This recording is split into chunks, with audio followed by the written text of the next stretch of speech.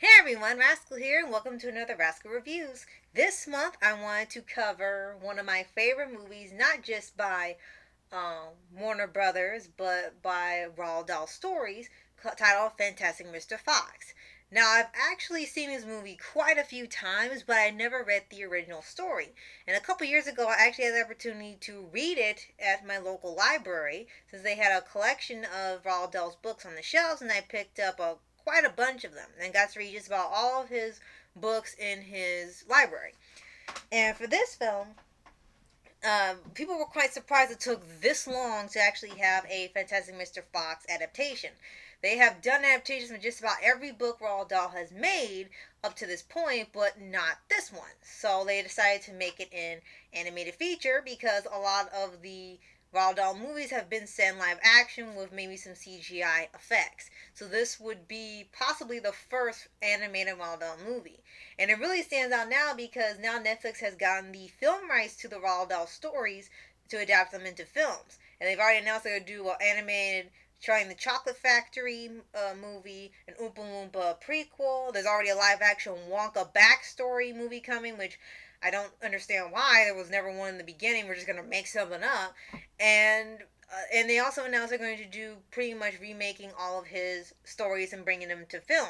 So I'm hoping that turns out better than it sounds because lately the remakes and reimaginings and reboots and re-everythings have been a bit much. So getting back on track, Fantastic Mr. Fox pretty much closely follows the source material.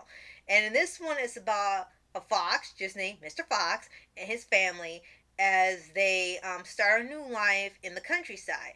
And originally, they had actually shown a little backstory in the beginning of the film, which actually pretty easily adapts the backstory of Mr. and Mrs. Fox, is where they started off as two young thieves who stole from different stores and farmers and people to survive.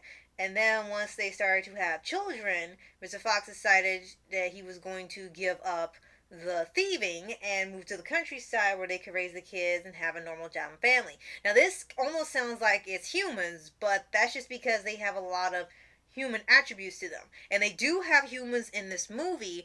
It's just that when you look at Mr. Fox and his family and his friends, they all look like they're just little animals in suits. They don't look like they're human at all. Really, look like they just kind of like it reminds you a lot of Beastars if you've seen that show, where it just looks like the animals just started walking around. They got on little outfits and they look slightly human in the body form, but you can tell they're still animals. And you see Mr. Fox's life and family. He's pretty much an average guy now. He has a well-paying job and he works kind of like a human now. He's been pretty much domesticated. And they also show his other friends like Mr. Badger, Mr. Skunk, and Mr. Porcupine, and the rabbits, and all these animals kind of had the same way. They all moved away from the larger city to a wider spread field, or I guess their version of a small town, so that way they could be away from the humans and live normal lives and provide a family.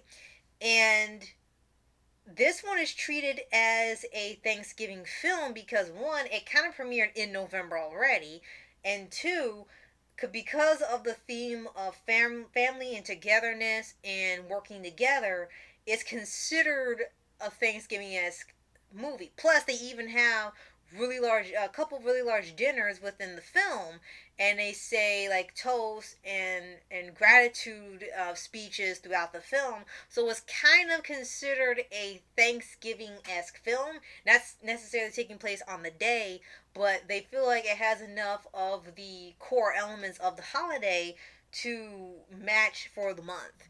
And I actually started watching this in November about 5 years ago, and it only took so long because I had forgotten I even owned it. We were going through the movies, and I had found it in my movie box and decided, hey, why don't we watch this in November since it's about family, and that's what we've been doing ever since. Now, as the movie progresses, it shows that Mr. Fox is, of course, getting bored of this average guy and staying normal type life that he has, and he misses where he would go and sneak and get the food. And it also shows that they were also getting low on money, and it seemed like they could only afford some bare minimum food. He wasn't getting chickens and cows and things and these high end luxury foods the humans had. So he and his friend, I think it was the mole, I think the mole or the badger, and they go and actually start back stealing chickens and things so the family and the community would have more food. And it starts to backfire when the three farmers decide to start putting up security and trying to catch the fox because it's become noticeable that he's been stealing all of their stuff. And then the whole movie becomes about them pretty much fighting against the farmers or trying to keep the family safe because the farmers are actually actively looking for them. And for what I read for both I read the book and watched the movie, it stays very faithful. They really didn't change much of the story at all. I think the only thing they kind of add in was that there's a cousin that comes to live with them temporarily, and he's pretty much better than the son at everything, but he's not arrogant about it. He's just being himself because he's been taught to be this well trained, well mannered guy, and he doesn't know he's being like a show off or anything. And that makes the son feel insecure because he feels like he's already trying to live up to the expectations of his parents. And as the movie goes on, I said again, you get this sense of camaraderie and teamwork with all the families of animals there as they're trying to work together and keep each other safe and just wanting a safe and happy lives again for their families and not having to worry about where their next meals are coming from. And I think for a lot of people, this is also relatable if they're really going through this in real life or they know somebody that's going through this in real life. And I think it was a really well done film. Again, they stayed pretty faithful to the books, almost line for line. The sequences that they made up were very well done. It almost looked like it was done in stop motion, but it just had the appearance of stop motion like Lego Movie to get this older animated feel. And they had the voice of George Clooney as Mr. Fox, which was a really great casting. He surprisingly did well in the role. And they also had stars like Jennifer Coolidge and I believe Bill Murray. Now this movie had a cavalcade of stars within it, and and they actually did very well in all the roles they were given. It didn't feel like they just got George Clooney to do a cartoon voice because they wanted a star. It felt like they really went and picked out people that would fit. The only other update they probably did is that their their language has been updated because when the books were written, they weren't saying some of these more current things. The only thing that kind of stayed timeless was when they said "what the cuss." They wouldn't swear, but they would say "what the cuss," and they said it in the book too. But you knew they weren't going to swear, so they would just say "cuss" instead of the actual word. And for the movie itself, as again, like I said, it stays pretty faithful to the books. Well, I'm sorry, not the books. One book, because there was never a sequel, and there was never a sequel to the movie either, which I'm kind of glad on because I figured they would just make a sequel that wouldn't make any sense and wasn't necessary for this film anyway. They did a great job in the animation. I love the style they did, making it look like it was an older stop motion film, like you were watching an older movie.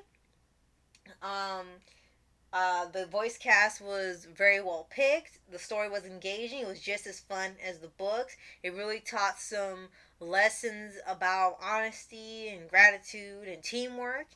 And I think this is another one of those underrated animated films that you should definitely watch. It doesn't have to necessarily be in November, but I think it should be on your must watch list.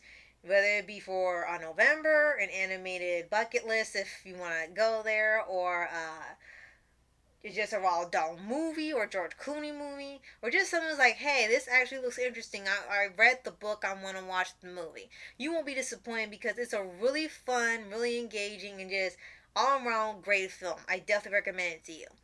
Now, if you have seen Fantastic Mr. Fox, let me know what you think in the comments below. Did you really, really love it and consider it underrated like me? Or did you really not care for other reasons? Let me know what you think in the comments below. I love to hear from you. And thank you so much for watching. I hope you have a great November or Thanksgiving. And I'll see you guys next time. Later.